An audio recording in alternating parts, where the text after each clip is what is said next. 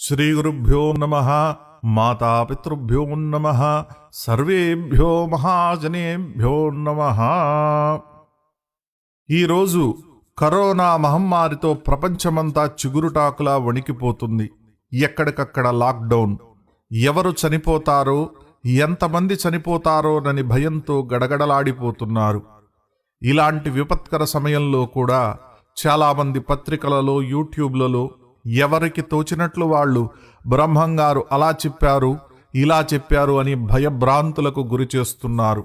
అందుకే శ్రీ వీరబ్రహ్మేంద్ర స్వామి వారి పూజాపీఠం తరపున అసలు బ్రహ్మంగారు నిజంగా సాంద్ర సింధు వేదమనే కాలజ్ఞానంలో కరోనాకు సంబంధించి ఏం చెప్పారో తెలియచేయటానికి, ప్రస్తుతం జరుగుతున్న కొన్ని కాలజ్ఞాన వాక్యాలు గుర్తు చేయటానికి, జ్యోతిష్శాస్త్ర ప్రకారం ఈ కరోనా వలయం ఇంకా ఎన్నాళ్ళుంటుందో తెలియచేయడానికి ఈ వీడియో సమర్పిస్తున్నాం. నిజాన్ని తెలుసుకుందాం, కరోనాను ధైర్యంగా ఎదుర్కొందాం. వీరం వీర భయాది తత్వభరితం వీరాసనస్థం గురుం వీరశ్రేష్టమతం విరించి వినుతం వీరాధివీరం హరిం. అఖిలాండకోటి బ్రహ్మాండ నాయకుడు, సాక్షాత్ శ్రీమన్నారాయణమూర్తి అవతారం శ్రీమద్ విరాట్ పోతులూరి వీరబ్రహ్మేంద్ర స్వామివారు లోక కళ్యాణం కోసం కృష్ణావతారంలో భగవద్గీతను ఉపదేశించినట్లు కలియుగంలో ధర్మ సంస్థాపన కోసం జరగబోయే విలయాలను, ప్రళయాలను సాంద్ర సింధు వేదమని కాలజ్ఞాన రూపంగా భక్తులకు ఉపదేశించారు. 320 సంవత్సరాలకు ముందే ఏ విచిత్రాలు జరగబోతున్నాయో పూసగుచ్చినట్లు గ్రహరాశుల గమనాలతో సహా వివరించారు బ్రహ్మంగారు. దాదాపు 22 సంవత్సరాల క్రితమే ఎంతో పరిశోధన చేసి గురువుగారు బ్రహ్మశ్రీ చింతాడ విశ్వనాథ శాస్త్రి గారు క్యాసెట్ల రూపంలో వీటన్నింటినీ అందరికీ చేరువయ్యేలా వివరంగా చెప్పారు. వాటిలో కొన్ని కాలజ్ఞాన వాక్యాలు కరోనా మహమ్మారికి సంబంధించినవి చూద్దాం. ఈశాన్య దేశాన విషగాలి పుట్టేని అని కాలజ్ఞాన వాక్యం. భారతదేశానికి ఈశాన్యంలో ఉన్న చైనాలోనే ఈ కరోనా వైరస్ పుట్టింది. కోరంగి అనే రోగంతో జనులు చనిపోతారు అని చెప్పారు. ఈ కోరంగిని నామాంతరంగా కరోనా వైరస్ అని పిలుస్తున్నారు. ఇది ప్రపంచాన్ని పట్టి పీడుస్తున్న మహమ్మారి. అబ్బలు బొబ్బలు శతవాది రోగంబులు ప్రజలను బాధపెట్టేను. పుత్రమిత్ర కళత్ర వస్తు వాహనాదులు విక్రయించి ఉదరపూర్తి చెయ్యనేరక జనులు క్షయించేరు అని అన్నారు. దీని అర్థం, రోగాలతో ప్రజలు నానా బాధలు పడతారు. వస్తువులు, ఇళ్ళు అన్నీ అమ్ముకున్నా కడుపు నిండా అన్నం దొరకని కరువు కాటకాలు వస్తాయి. వాటిలో చాలామంది జనాలు చనిపోతారు అని బ్రహ్మంగారి వాక్యం. మహమ్మారి అని దుర్గి పుట్టేను. లోకమంతా ప్రజలను అష్టదిక్కుల నుండి అనేక బాధలు పెట్టేను. అప్పుడు ఈశాన్యమందున్న వారు చేటులేక ఉందురు. బలవంతులైన సంసారులను అది మింగును. ప్రజలు బహుగా చచ్చేరు అని కాలజ్ఞాన వాక్యం. ఈ మహమ్మారి అన్ని వైపుల నుండి అన్ని దేశాలలో అష్టదిక్కులా ప్రబలి ఎన్నో సంసారాలు చిన్నాభిన్నమవుతున్నాయి. లక్షలాది మంది ప్రజలు చనిపోతున్నారు. కానీ ఇది పుట్టిన ఈశాన్య దేశమైన చైనాలో మాత్రం పెద్దగా నష్టం జరగదని బ్రహ్మంగారు చెప్పారు. విషగాలి చేత మనుష్యులు భూమండలమందు నిర్మనుష్యులుగా మడిసేరు. ఈ రోగం వల్ల ప్రపంచం అంతా నిర్మానుష్యంగా ఉంటుందని అన్నారు. ఈరోజు అన్ని లాక్డౌన్తో రైళ్లు, బస్సులు, ఎయిర్పోర్ట్లు, మాల్సు, సినిమా హాల్సు అన్నీ నిర్మానుష్యమైపోయాయి. ఇది మనం చూస్తూనే ఉన్నాం. ఊరూర ప్రజలు మొత్తుకునేరు అని కాలజ్ఞాన వాక్యం. ఈరోజు జరుగుతున్నది అదే. ఆస్పత్రులు నిండిపోయి వైద్యం అందక జనాలు హాహాకారాలు పెడుతున్నారు అన్ని దేశాలలో. రోగాలు ఎగసి వైద్యం పారకపోయేని అని అన్నారు బ్రహ్మంగారు. అది జరుగుతున్నది. కరోనా లాంటి కొత్త వైరస్సులు ఏ మందులకు లొంగక లక్షలాది మంది చనిపోతున్నారు. ఇది నేడు జరుగుతున్న వాస్తవం. పిశాచ గ్రహాల కోలాహలాలు భోయని ప్రజలు ఏడ్చేరు అని కాలజ్ఞాన వాక్యం. అనేక దేశాధినేతలు ఈరోజు కరోనా పిశాచంతో యుద్ధం చేస్తున్నామని ప్రకటించటమే ఇందుకు నిదర్శనం. దివ్య తిరుపతుల మార్గంబులు తప్పేను అని కాలజ్ఞాన వాక్యం. తిరుపతికి వెళ్లే దారులు కట్టుబడతాయని, వెంకన్న సన్నిధిన భక్తులు జాడ లేకుండా ఉంటుందని చెప్పారు. ఇవాళ దాదాపు 125 సంవత్సరాల తర్వాత వెంకటేశ్వర స్వామి ఆలయంలో భక్తుల దర్శనాలు నిలిపివేశారు. రోజు లక్షల మందితో కిటకిటలాడి తిరుమాడ వీధులు బోసిపోయాయి.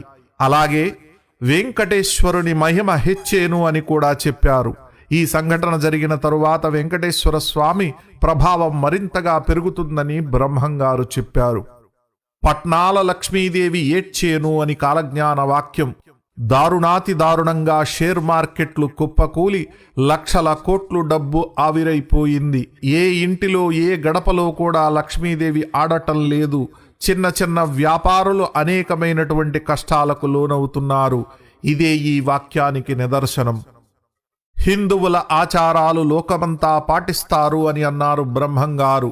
2 చేతులు జోడించి నమస్కారం చెయ్యడం, మడికట్టుకుని వంట చెయ్యటం, బయటకు వెళ్లి వచ్చేటప్పుడు శుభ్రంగా కాళ్ళు చేతులు కడుక్కుని ఇంట్లోకి రావడం, 2 పూటలా స్నానం చెయ్యటం, మాంసాహారం తినకపోవడం లేదా మితంగా తినటం, ఎంగిలి తినకపోవడం, ఇలాంటివన్నీ పురాతనమైన మన హిందూ ధర్మ ఆచారాలే. ఈ కరోనా వల్ల ప్రపంచమంతా ఇప్పుడు వాటిని పాటిస్తున్నారు. ప్రజలకు ముక్కెరలు కానరాకపోయేని అని కాలజ్ఞాన వాక్యం. కేవలం ముక్కు మాత్రమే కాదు, నోరు కూడా కనిపించకుండా మాస్కులతోనే ఈరోజు బ్రతకాల్సిన పరిస్థితులు వచ్చాయి కరోనా వల్ల. ఇంకా కాలజ్ఞానంలోని ఒక శ్లోకం జ్యోతిష్శాస్త్ర ప్రకారం కరోనా ప్రమాదాన్ని సూచిస్తుంది. 3 వర్షాణం క్రమాదేకైకవత్సరే యావచ్చిష్ట సురాచార్యో తాపన్నపభయాపహం. సురాచార్యుడు అంటే బృహస్పతి గురుగ్రహం అని అర్థం. ఒకే సంవత్సరం గురుగ్రహం 3 రాసులలో సంచరించినప్పుడు ప్రపంచాన్ని మహాభయం చుట్టుముడుతుంది అని ఈ శ్లోకానికి అర్థం. ఈ సంవత్సరంలో అది జరుగుతుంది. గురువు అతిచారం వల్ల ధనస్సు, మకరం, కుంభరాశులలో 3 సంచరిస్తున్నాడు. మన జ్యోతిష్శాస్త్రం ప్రకారం కూడా దీన్ని గురించిన ఫలితం ఇలా చెప్పబడింది. ఏకస్మిన్ వత్సరే జీవే రాశిత్రయముపాగతి తథా వసుంధరాకీర్ణా కుణపై 7 కోటిభిః అని. గురుగ్రహం 1 సంవత్సరంలోనే 3 రాసులలో సంచరిస్తే కోట్ల మంది చనిపోతారని శాస్త్రవాక్యం. ఇదే కాకుండా దీనికి తోడుగా 26 డిసెంబర్ 2019 వచ్చిన సూర్యగ్రహణ ప్రభావము, ఇంకా 8 ఫిబ్రవరి 2020 కేతుగ్రహం కుజగ్రహ సంయోగంతో మొదలైన అనంతకాల సర్పదోష ప్రభావం కూడా దీనికి తోడయ్యాయి. దీని పూర్తి వివరాలు చెప్పాలంటే చాలా సమయం పడుతుంది. ఫలితం మాత్రం క్లుప్తంగా చెప్తాను వినండి. వృత్తి వ్యాపార నష్టంచ సర్వజననాశనం మహద్భయమేవచ అని చెప్పబడింది. అంటే అన్ని వృత్తి వ్యాపారాలు నష్టాలు పొందుతాయి, అనేక మంది జనాలు నాశనమవుతారు, ప్రపంచంలో మహద్భయం కలుగుతుంది అని దీని అర్థం. జ్యోతిష్శాస్త్ర ప్రకారం ఈ కరోనా భయం జూలై చివర అనంతకాల సర్పదోషం తొలగిన తరువాత మెల్లమెల్లగా తగ్గిపోతుంది. ఈ లోపుగా ఎలాంటి ప్రమాదాలు జరగకుండా అందరూ బాగుండాలనే ఉద్దేశంతో లోక కళ్యాణం కోసం, ఈ ఆపద నుండి రక్షణ కోసం శ్రీ వీరబ్రహ్మేంద్ర స్వామి వారి పూజాపీఠంలో గురువుగారు బ్రహ్మశ్రీ చింతాడ విశ్వనాథ శాస్త్రి గారి ఆధ్వర్యంలో ఆపద రక్షణ శాంతి పూజా హోమ కార్యక్రమం ఏప్రిల్లో నిర్వహిస్తున్నాము. ఈ కార్యక్రమంలో మీ గోత్రనామాలతో శాంతి పూజ జరిపించుకోవాలనుకునే వాళ్ళు బ్రహ్మశ్రీ చింతాడ సూర్యప్రకాశరావు 9000360430 ఫోన్ నెంబర్లో వాట్సాప్ ద్వారా సంప్రదించండి. పురుషకారమనువర్తతే దైవం అని చాణక్యనీతి సూత్రం. పురుష ప్రయత్నం, మానవ ప్రయత్నం ఉంటేనే దైవం కూడా సహాయం చేస్తుంది.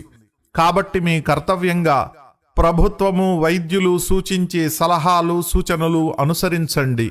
శరీరాన్ని పరిశుభ్రంగా ఉంచుకోండి, మనస్సును ప్రశాంతంగా ఉంచుకోండి. పౌష్టికమైన ఆహారం, న్యూట్రిషనల్ ఫుడ్ తీసుకోండి. యోగాభ్యాసం, ప్రాణాయామం లాంటివి చేయటం వల్ల రోగ నిరోధక శక్తి పెరుగుతుంది. నిత్యం దైవతార్చన తప్పకుండా చెయ్యండి, మనశ్శాంతి లభిస్తుంది. మన కర్తవ్యం, ధర్మం మనం నిర్వర్తిస్తే భగవంతుడు ఖచ్చితంగా కాపాడతాడు. సర్వే జనా సుఖినో భవంతు. ఓం తత్సత్.